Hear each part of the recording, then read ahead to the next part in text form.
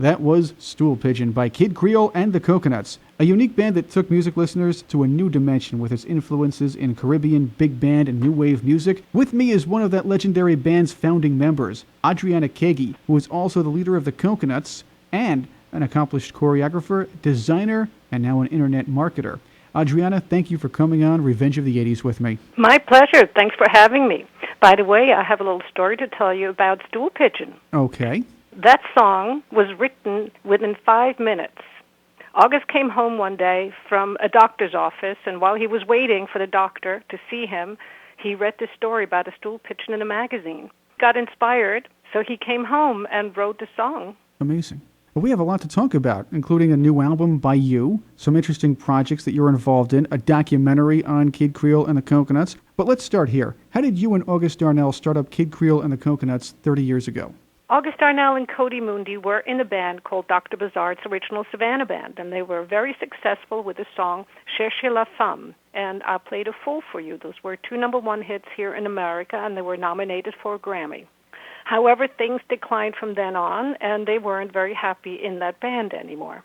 So they took me out for my 20th birthday, and I mentioned to them, well, if you're not happy, why don't you just start your own band? And we were fantasizing about the kind of band we would have together, the kind of 3-ring circus. And next day I said, listen, this is just too good of an idea. We have to do this. And we did. We went in the studio, recorded some demos, and got a band together and had a showcase and got signed the same night we did the showcase by Michael Silka of C Records. What was your vision for the band? It was a 3-ring circus. The 3 Barbie dolls, the ringleader, Kid Creole, and his foal, the crazy Latino guy, jumping up and down, acting cuckoo. What were some of the band's prime influences? I noticed a bit of Cab Calloway in the Kid. Oh, Cab Calloway is the Kid Creole's hero. Other influences were Harry Belafonte, the 40s movies, King Kong, King Creole with Elvis Presley, Ricky Ricardo, things like that. While the music was of high caliber, Adriana, what might have been most intriguing about your act was the stage dynamic between the Kid and you and the other Coconuts. Now, Darnell played Kid Creole as sort of a suave but arrogant type, to say the least. The Coconuts, however, showed open disdain for the persona and took any chance to set him down a notch or two while on stage, even during some of the songs. Now, at times, the 3 of you would even walk off the stage in frustration. Of course, you'd come back later, but talk about the idea behind that. Well, it's all theatrics. We played a role, and he played a role, and the dynamics we had between the Coconuts and Kid Creole was all staged and seemed to work. Darnell pulled off the Kid Creole act extremely well, but what was he really like? How different was he from the persona that his fans saw on stage? Well, August Darnell is a former school teacher. He is an intellectual. He's very charming. And he created this alter ego, Kid Creole, so he could live out all the things he couldn't permit himself to do as August Darnell. How similar or different were you and the other Coconuts from that persona on stage? Well, our dynamics with him was sometimes similar in real life, but not to that extent. Everything on stage is magnified. Well, of course. You also had the quick costume changes. How did you manage to pull those off all those times in the concerts? Oh, we had help backstage, somebody to help us undress and dress, because we had to do that very, very quickly, and sometimes we had to even change our hairdo and shoes and everything, and go to the bathroom in between, and it took some talent to do that, I must say. Now, during some of these costume changes, things were bound to go wrong sometimes, right? Yeah, I remember one time in France, we were at this very large backstage area, and we're changing, and we're running out, and we heard our cue. Ladies and gentlemen, the bravest girls I've ever met, the Coconuts. And at that point, we're supposed to enter the stage, but we are lost backstage, running around. We could not find the entrance to the stage. And there wasn't anybody around, no security, nobody to tell us which way to go.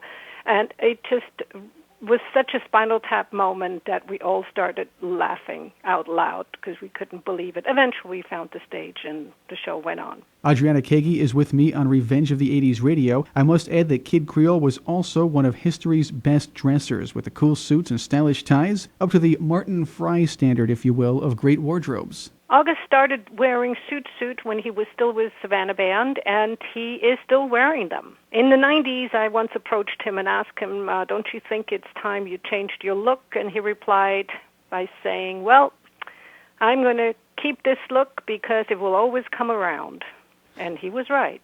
Yeah, those suits will always remain cool, I have to say. Yeah. And the hat, too, by the way. Oh, yes. Adriana, you were not only the de facto leader of the Coconuts, but you were also the band's choreographer, and you designed the Coconuts' costumes, including my favorites from your Did You Have to Love Me Like You Did video. How did you develop your talents in choreography and costume design?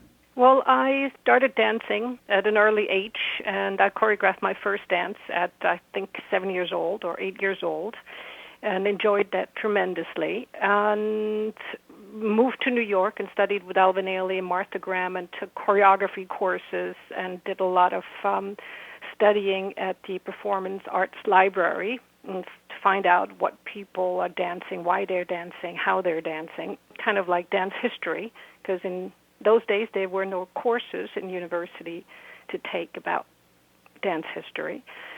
And the costume designs I learned from my grandmother, who was a seamstress, and she taught me how to make clothes for my dolls at a very early age, and I later on made my own clothes, and then that led into making clothes for the band. Out of curiosity, what were some of your favorite costume designs? I would say of any of the tours, a tour in general was the leisure tour. What were the costumes like on the leisure tour?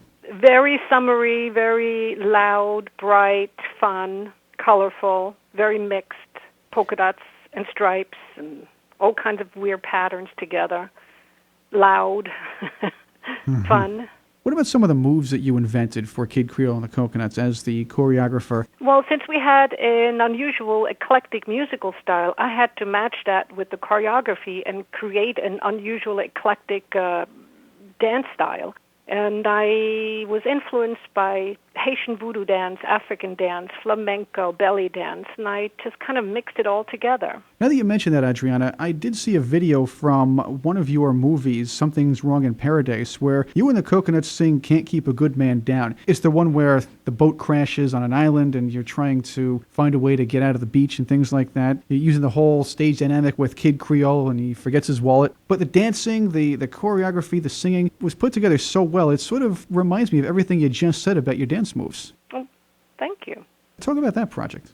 Well, the project, There's Something Wrong in Paradise was a musical we did in Manchester, England for Granada TV.